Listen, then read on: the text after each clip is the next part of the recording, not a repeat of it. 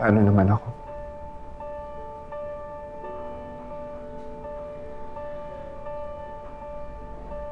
Mananatili kang kaibigan.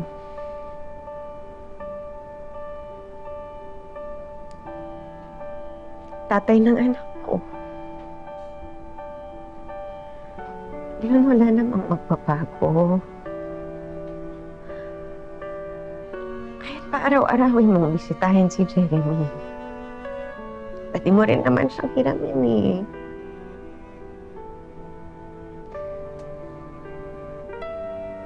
Ikaw pa rin ang tatay ni Jeremy.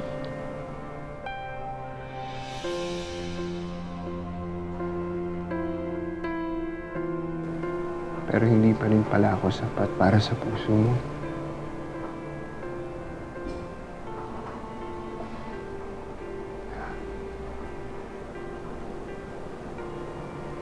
Yun, wag mo na itong gawing komplikado para sa ating lahat.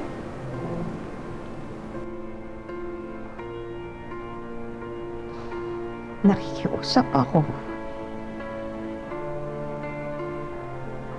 Para sa amin ni Jeremy.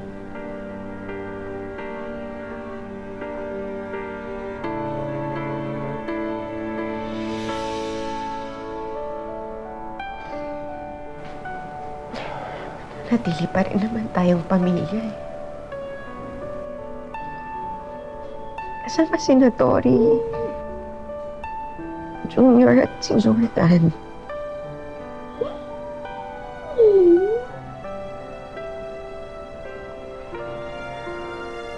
Sa akin siya, o sa akin siya, hindi na makakaya na may kahating iba. Hindi. O sige, sige. Ingat.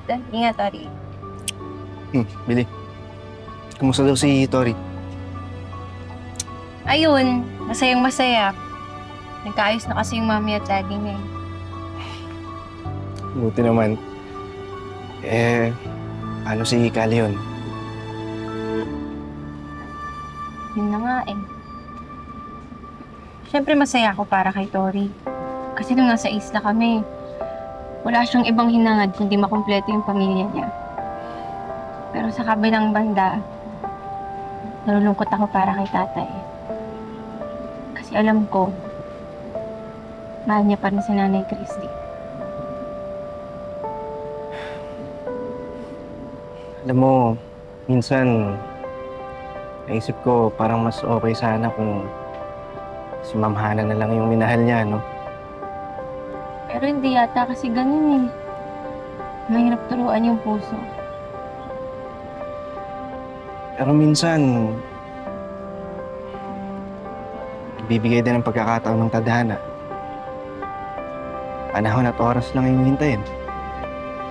Kaya huwag ka mawala ng pag-asa, ha? Sana nga. Sana mabuo din yung pamilya namin.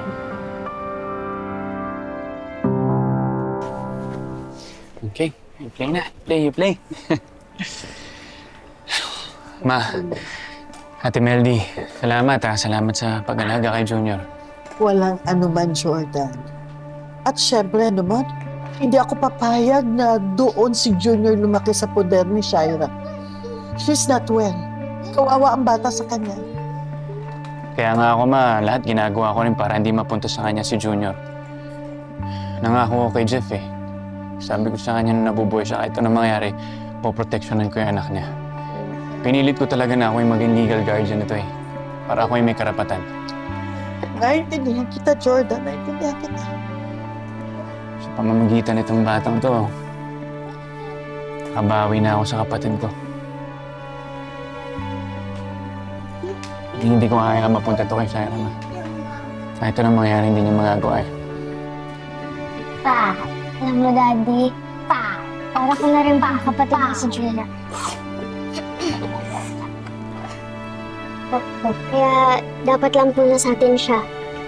Kasi Part po siya ng family natin. Salamat, anak, ha? Salamat. O, paano? Kanina pa kayo hinihintay. Excited na umuwi ang mami mo. Excited na din po ako, Lola, kasi imagine, magkakasama-sama na po ulit tayo sa isang bahay. Wow! Natin. Wow! Best day! Yes, best day ever! Paano? Lakad na kami. Sige, ingat kayo, ha? Ingat kayo. Let's go, baby. Oh, say goodbye, Ate Tori!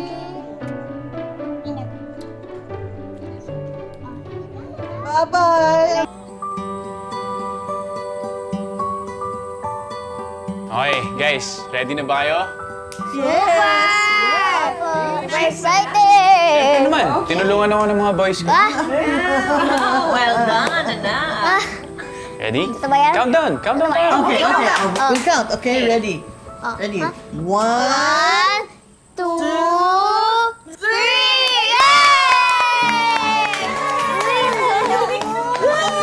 Galing naman! so nice! Congratulations! Congratulations! Wow! Diba? Christmas na po, Daddy, ah! Alam nyo?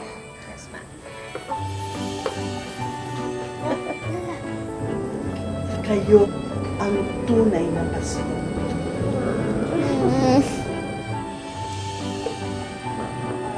Kasama ka namin doon, ma. At kayo din.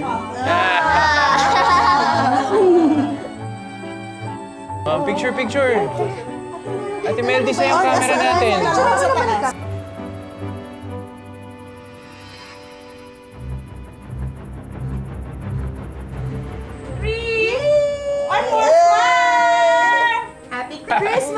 Yeah! Isa pa, Ate Meldy! Smile! Yeah! One big happy family, ha?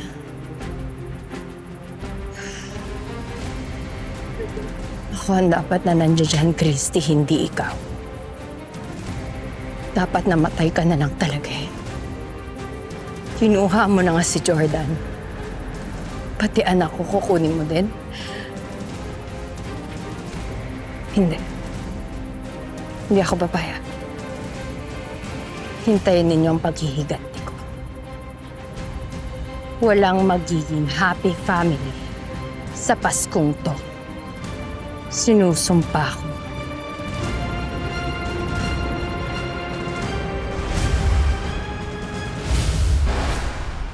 Kung hindi mo pa ako napapatawad, nasa iyo na yan. Pero huwag mo sanang impluwensyahan yung anak natin. Sa tingin mo ba, pagkatapos ng lahat na nangyari, kaya ko pa siyang iwan? Hindi ko naman sinabi kay Billy yung pagdudahan ka. Oo, pero yung bubog dyan sa puso mo, nakaka-apekto sa kanya. Tay, huwag mo na kasing tignan yung mga pictures ni Nanay Christy. Paano ka makaka-move on nito? Tay, si Nanay Christy, na kay Sir Jordan na ngayon. Pinili niya si Sir Jordan. What if lahat tayo tumira sa US? Alam mo, na habang buhay yan si Shaira, mananatili siyang banta sa mga buhay natin. Bakit hindi mo i-consider muna? Bakit hindi mo muna subukan? Ang importante sa lahat, yung kahit nasaan kayong lugar, magkakasama kayo ng pamilya mo. May plano na sina Mami at Daddy Jordan. Anong plano? Aalis na kami sa Pilipinas. Isasama namin si Jeremy. Saan niyo isasama si Jeremy?